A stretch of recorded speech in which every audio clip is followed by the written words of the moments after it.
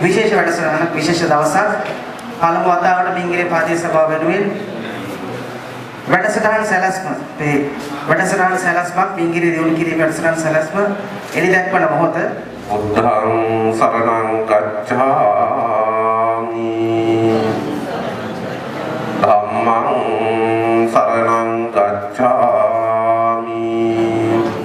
ඉතින් මේ ලක්මාල් වික්‍රමාරච්චි මහත්මයා හිතන පතන සහ ඔහු අනුගමනය කරන දේශපාලන න්‍යාය ධර්මයන් මත මේ ප්‍රදේශයට ගැළපෙන්න මේ ප්‍රදේශයේ සමස්තය සලකා බලලා ස්වකීය කණ්ඩායමත් සමග එකට එකතුව අද මේ සාමාන්‍ය දේශපාලන ප්‍රස්තුතයන් යටතේ ඔහු විසින් ඉදිරිපත් කරනු ලබන මහ ජනතාවට අදාළ න්‍යායාත්මක සහ භාවිතාමය කාරණා ඇතුළත් වැඩපිළිවෙල අද ජනගත කිරීම සඳහා වන අවස්ථාව.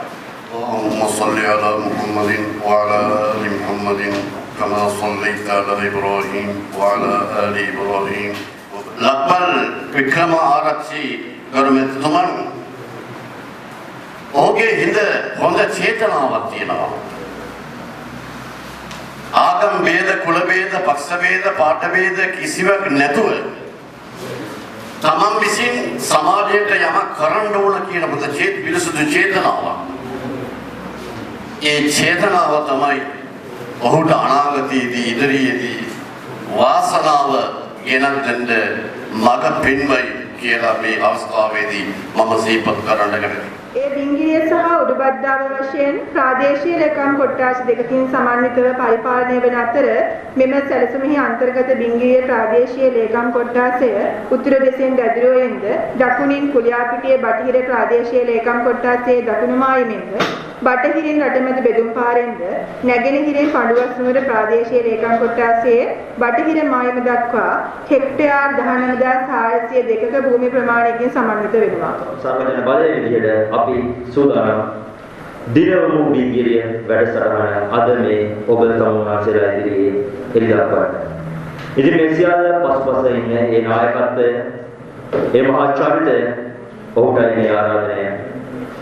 ගෞරවයෙන් ආරාධනය කර සිටිනවා සර්වජන බලය දේශපාලන මණ්ඩල සභික බිංගිරිය ආසන සංවිධායක වැඩ කළ හැකි උගත් නායකතුමනි, ඔබට නීති ජනපාල ක්‍රමාචාර්යතුමනි, ඔබට වේදිකාව දිනවමු බිංගිරිය වැඩ පිළිවෙල අප හමුවේ එළිදක්වන්නට.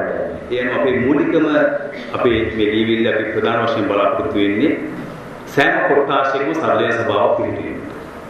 මේ සර්වජන සභාව තුළින් අපි බලාපොරොත්තු වෙන්නේ ගමේ ගැටලු ගමතුල සාකච්ඡා කිරීමෙන් ඒ සඳහා ගමතුලින්ම විසඳුම් යෝජනා ඉදිරිපත් කරමින් ආදාන කටයුතු කරනවා. මේවා ආදාය ලැබෙන දේවල්. මේවා ණය මුදලක් ගන්න පුළුවන් ප්‍රාදේශ සභාව. මේවා මුදල් ලැබෙන දේවල් ඒ කියන්නේ ණය මුදල් අරන් පවක් කරන්න පුළුවන් දේවල්.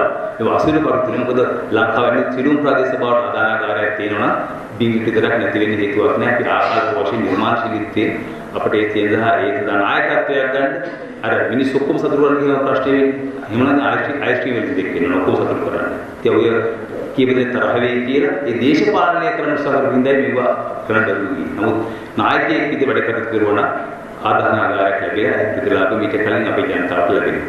ඒ වගේම ප්‍රදේශයේ අපි දන්නවා සමහර දැන්වල අපි බෝවත් එක ගත්තොත් අපේ තියෙනවා මේ සුසාන භූමිය අපිට මරණයක් වුණා තමයි පාරිශුද්ධ කරන්නේ.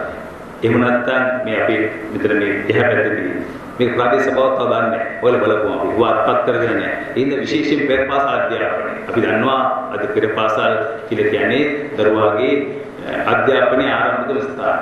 ඒ තැන හරියට ලැබුණ නැත්නම් ඒ දරුවෝ ඊට පස්සේ උන්ගේ ඒ විධිමත් අධ්‍යාපකවරුන් පැමිණියා ඒ සඳහා උන්ට මේ මූලික ප්‍රාථමික අධ්‍යාපන දුන්නා නම් ඒ අර්ථපසුවෙන් ඇති වෙනවා. ඒ හින්දා විශේෂයෙන් පෙරපාසල් ඒ ගුරුවරු පුහුණු කිරීම ඇතුළත විධිමත් පෙරපාසල් පද්ධතිය, දඬුදින පද්ධතිය සංවර්ධනය කරමින් ඒක විධිමත් පාඨයන්ට ප්‍රවෘත්ති වෙනවා. ඒ වගේ මහජන ආරක්ෂක පද්ධතිය විශේෂයෙන්ම අපි ගිනිවීමේ ඒකකයක් අයගත්තා මුගක් අයව ප්‍රාදේශ සභාවට ගිනිවීමේ ඒකයක් කරන්න පුළුවන් කියලා. ප්‍රාදේශ පන්තිදා පැහැදිලිව තියෙනවා. ප්‍රාදේශ සභාව අනුමෝදනයෙන් ගිනිවීමේ ඒකකයක් පවත්වන්න පුළුවන්. අපි විශේෂයෙන්ම නිවාස සහ සනීපාර්ශ්ව පහසු වැඩිදියුණු කිරීම මේ ප්‍රදේශ පනතේ දක්වන ආකාරයට ප්‍රදේශ සභාවේ ප්‍රමුඛ කාර්යකර්තා මේ කලින් කිව්ව ඔක්කොම දේවල් ඇතුළත් කරගනිමින් විශේෂ ප්‍රදේශ සභා බලතලවල සහ පන්තට අනුකූලව නව අතුරු ව්‍යවස්ථාව සම්මත කර ගැනීම අපේ ප්‍රධානම කාර්යය අපි කරගන්න අපේ ප්‍රදේශ සභාවේ ලබාගත් ගමන.